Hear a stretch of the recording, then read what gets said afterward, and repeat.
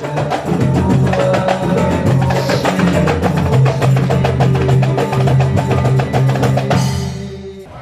pemirsa Batik TV, masih bersama kami tentunya dalam acara Rohis dan masih bersama dengan Pak Ustadz Yasir Makosid. Seperti yang tadi ya, tema kita pada kali ini mengenai bertaubat. Baik Pak Ustadz, silahkan bisa dilanjut tausiahnya. Baik Bapak-Bapak yang dirahmati Allah dan juga para pemirsa Batik TV,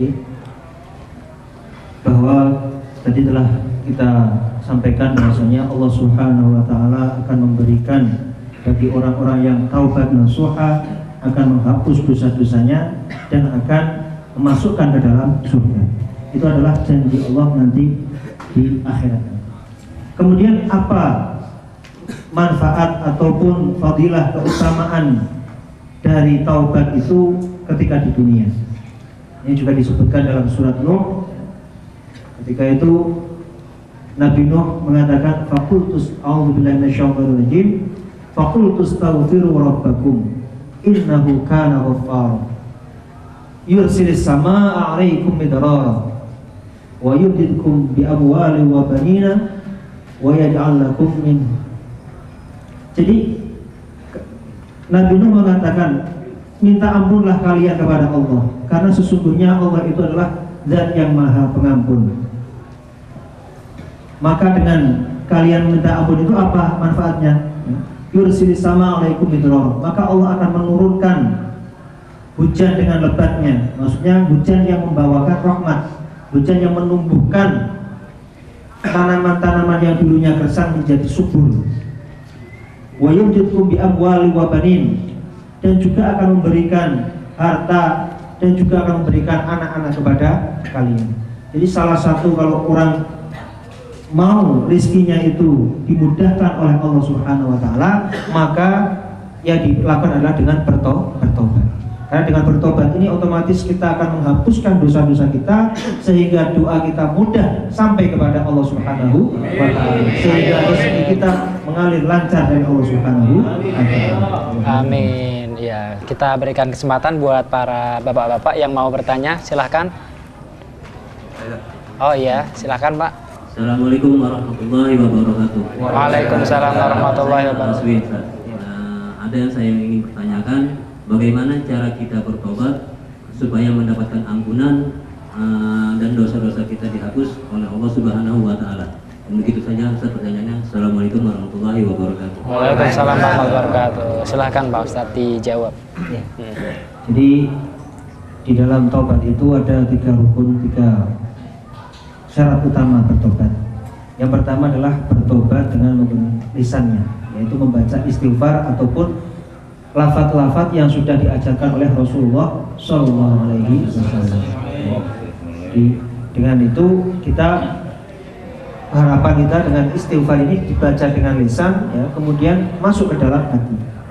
Setelah itu kita harus menyesal, ada nadam, an-nadam fil qalb. Jadi merasa menyesal bahwasanya apa yang kita lakukan ini adalah sesuatu yang salah dan kita menyesal kenapa sampai melakukan seperti ini. Kemudian yang ketiga, kita adalah al-azm alla ya'uda ilaih.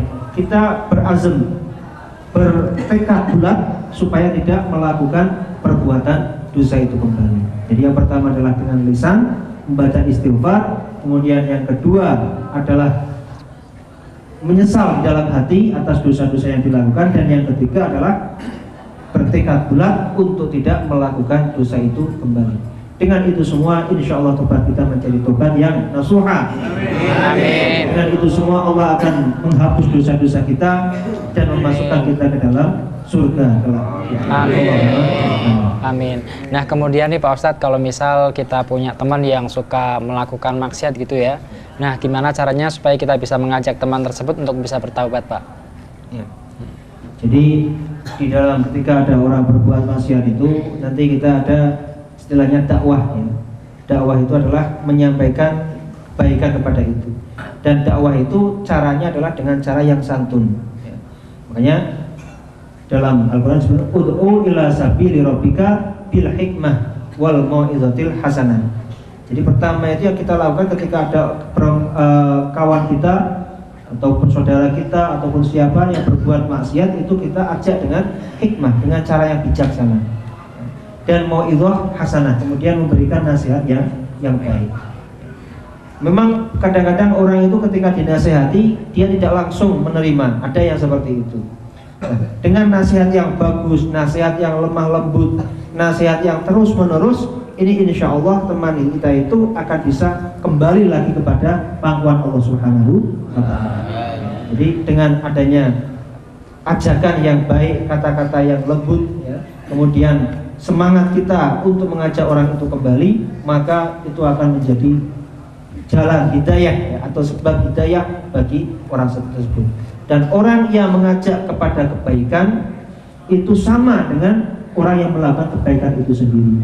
Misalnya kawan kita berbuat kemaksiatan, ya, kemudian dengan adanya dakwah kita itu akhirnya kawan kita itu sekarang sudah jadi orang yang baik, ya.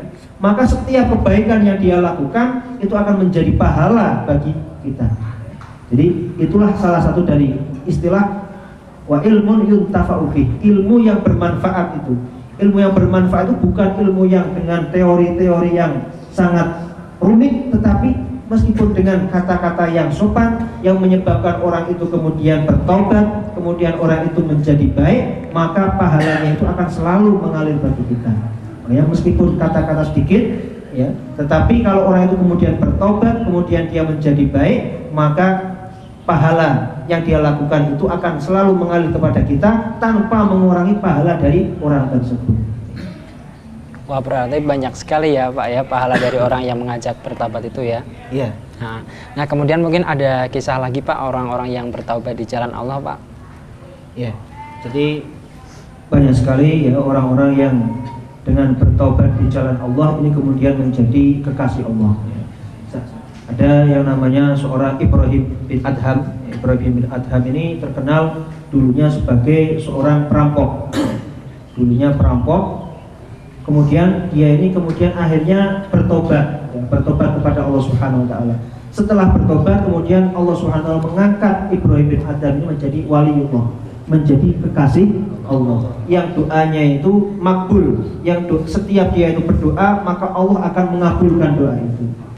Jadi orang yang memang bertobat dengan sungguh-sungguh, ya, dia itu dulunya ibarat manusia itu kan diciptakan oleh Allah ini adalah sebaik-baik manusia, tetapi ketika dia berbuat dosa, dia itu derajatnya bisa lebih rendah daripada binatang. Tetapi ketika dia bertobat, maka derajatnya lebih tinggi lagi sampai ke langit, ya. Makanya ketika orang itu berbuat dosa, kemudian dia itu bertobat, kemudian Allah akan mengangkat derajat orang itu, ya, sehingga menjadi waliullah, akan menjadi kekasih Allah. Allahumma amin. Wah, berarti ini Ibrahim tuh tadinya perampok dan kemudian bertobat gitu ya Pak Ustadz, ya.